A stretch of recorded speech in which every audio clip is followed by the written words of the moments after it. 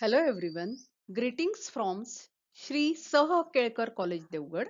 Myself Professor Rashmi Hirlekar and warm welcome to semester 4 of Banking Insurance Department. Today we are going to start new subject business economics. In that we will discuss about chapter number 11, that is inflation. Outcome of this lecture. In this lecture, we will see meaning of inflation and we will also discuss about types of inflation. There are many types of inflation, but in today's lecture, we will only discuss about types of inflation on the basis of rate of inflation. Meaning of inflation. Term inflation refers to general rise in prices. To be more precise, it refers to a persistent rise in general price level. आता inflation याचा अर्थ सामान्यतः दरवाढ. थोडक्यात सांगायचं झालं तर सातत्याने जी जनरल प्राइस लेवल मध्ये वाढ होते त्याला इन्फ्लेशन असं म्हणतात. Inflation is defined by economist in various ways. According to Professor Crowther, inflation is a state in which the value of money is falling, that is, the prices are rising. Professor Crowther यांच्या म्हणण्यानुसार पैशाची किंमत कमी होते किंवा अशी स्थिती ज्या वेळेला पैशाची किंमत कमी होत चालली आहे किंवा प्राइस लेवल इज रायझिंग, किमती वाढतायत, महागाई वाढते, त्याला इन्फ्लेशन असं म्हणतात.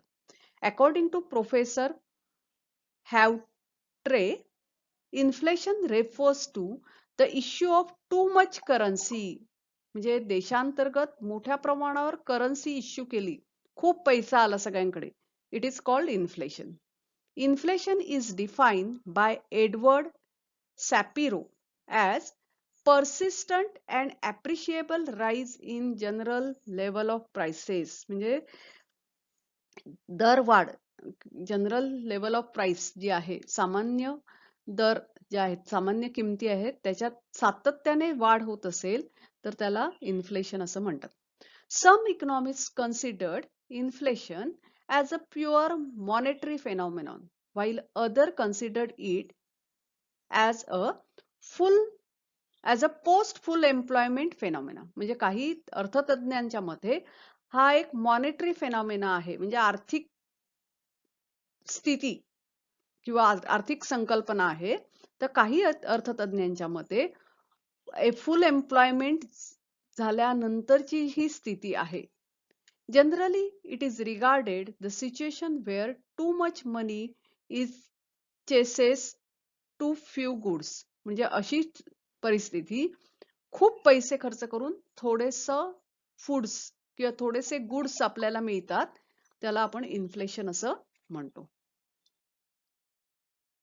Types of inflation. There are many types of inflation. Inflation is classified on various bases, such as on the base of rate of inflation, on the base of government intervention, time period, base of coverage of inflation, causes of inflation, etc. In today's lecture, we will discuss only about on the basis of rate of inflation. On the basis of rate of inflation, there are 5 types of inflation: creeping inflation, walking inflation, running inflation, galloping inflation, and hyperinflation. Creeping inflation. When the rate of inflation is 3% per annum, it is termed as creeping inflation. This is considered as mild inflation as it is said to be tolerable. म्हणजे ज्या वेळेला इन्फ्लेशनचा दर 3% असतो तेव्हा आपण त्याला creeping inflation असं म्हणतात. हे माइल्ड म्हणजे सौम्य प्रकारचं इन्फ्लेशन आहे आणि इट इज टॉलरेबल, म्हणजे ठीक आहे, हरकत नाही क्रिपिंग इन्फ्लेशन असेल तर. The mild inflation is said to be good for economy as the rise in price will leads to more profit leading to more investment. आता इकॉनॉमी मध्ये माइल्ड इन्फ्लेशन असेल तर टॉलरेबल आहे की चांगलं म्हटलं जातं. कारण का, तर दरवाढ असते ही 3% दरवाढ आहे. दरवाढ झाल्यामुळे प्रॉफिट वाढतं. प्रॉफिट वाढल्यामुळे मोर इन्व्हेस्टमेंट सुद्धा वाढतात. Next type of inflation is walking inflation. When the inflation rate is between 3 to 6, it is termed as walking inflation. Professor Samuelson clubbed creeping and walking inflation together and term it as a moderate inflation. बघा, walking inflation याचा अर्थ असा की 3 ते 6% दरवाढ असेल तर त्याला आपण वॉकिंग इन्फ्लेशन असं म्हणतात. प्रोफेसर सॅम्युएलसन यांनी हे क्रिपिंग इन्फ्लेशन आणि वॉकिंग इन्फ्लेशन ही जी पहिल्या 2 प्रकारची इन्फ्लेशन्स आहेत ती या दोघांना एकत्रितपणे त्यांनी मॉडरेट इन्फ्लेशन असं म्हटलेलं आहे. According to him, moderate inflation should not be allowed to become galloping inflation. Moderate inflation असेल ठीक आहे, पण या मॉडरेट इन्फ्लेशनचं गॅलोपिंग इन्फ्लेशन होता नये. Otherwise moderate inflation will not have beneficial effect on the economy. म्हणजे इकॉनॉमी मध्ये वर त्याचे चांगले परिणाम होणार नाहीत. Third types of inflation is running inflation.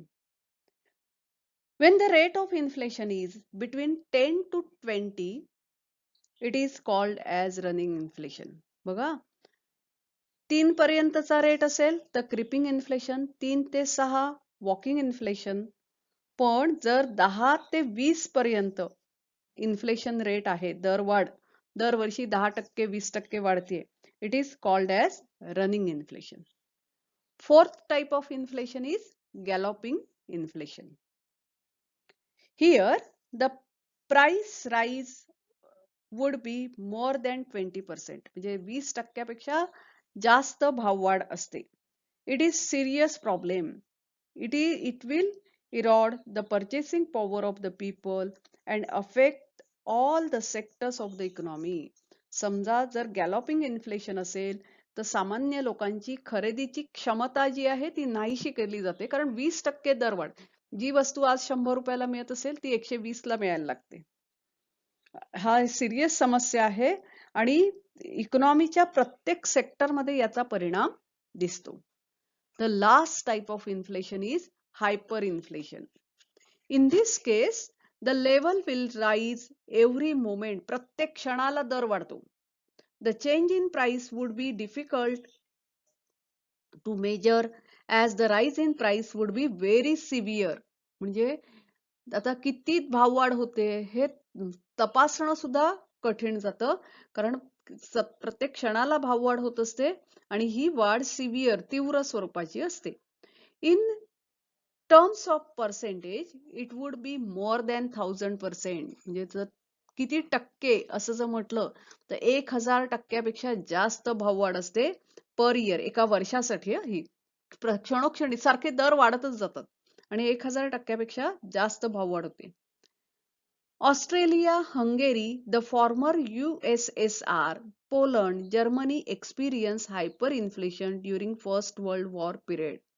बघा, पहिल्या महायुद्धाच्या काळात ऑस्ट्रेलिया, हंगेरी, USSR म्हणजे काय, United states of Soviet Russia. म्हणजे आता जो रशिया दिसतोय तो रशिया ब्रेक्सअप झाल्यानंतरचा आहे. म्हणजे साधारण 91 साली, हो, गोर्बाचेव जो रशिया USSR चा प्रेसिडेंट होता, त्या गोर्बाचेवने जाहीर केलं की ह्या युनायटेड स्टेट्स ऑफ सोव्हिएत रशियामध्ये जे जे देश आहेत ते स्वतंत्र होऊ, ज्यांना स्वतंत्र व्हायचंय तर ते स्वतंत्र होऊ शकतात असं डिक्लेअर केल्यानंतर अनेक देश USSR मधनं बाहेर पडले आणि आता फक्त रशिया शिल्लक राहिलेला आहे. कझाकिस्तान वगैरे असे जे काही देशांची नावं आहेत ती USSR चे पार्ट होते.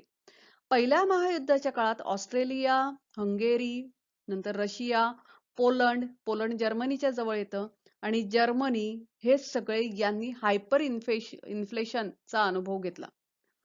First world war period, Germany experience severe hyper inflation in 1924. 1924 मध्ये जर्मनीला सिव्हिअर हायपर इन्फ्लेशनचा अनुभव आला.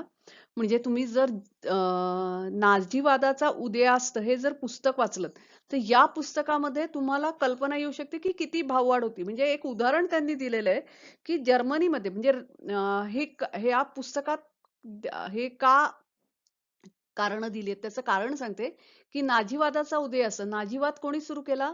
तर हिटलरने. हिटलरचा उदय कसा झाला? तर तिथली परिस्थिती कशी होती?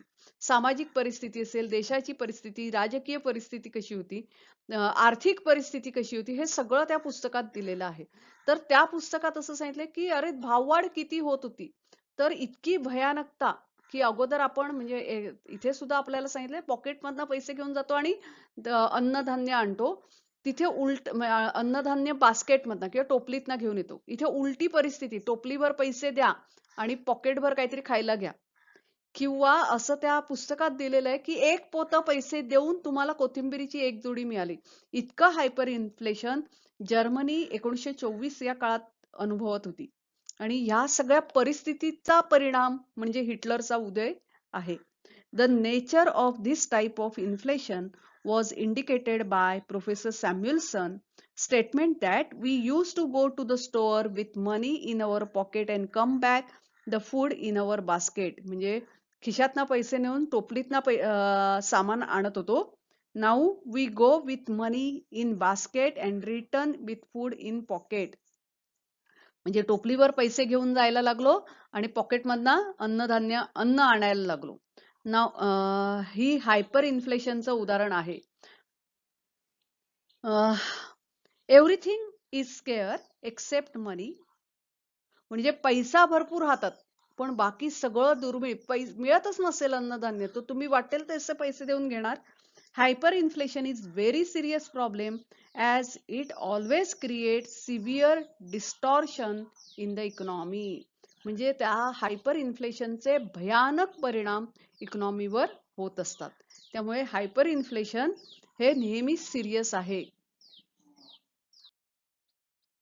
तर विद्यार्थी मित्रांनो, आज आपण इन्फ्लेशन म्हणजे काय हे बघितलं आणि त्याचबरोबर टाइप्स ऑफ इन्फ्लेशन मध्ये on the basis of rate of inflation, याचा अर्थ इन्फ्लेशनच्या दरावर आधारित कोणत्या प्रकारचे इन्फ्लेशनचे टाइप्स आहेत. जसं की क्रिपिंग इन्फ्लेशन, 3% भाववाढ असेल तर क्रिपिंग इन्फ्लेशन, 6% 3 ते 6% भाववाढ असेल तर वॉकिंग इन्फ्लेशन. क्रिपिंग आणि वॉकिंग यांना टुगेदर एकत्रितपणे मॉडरेट इन्फ्लेशन. 10 ते 20% भाववाढ होत असेल तर रनिंग इन्फ्लेशन. 20%पेक्षा जास्त असेल तर गॅलॉपिंग इन्फ्लेशन.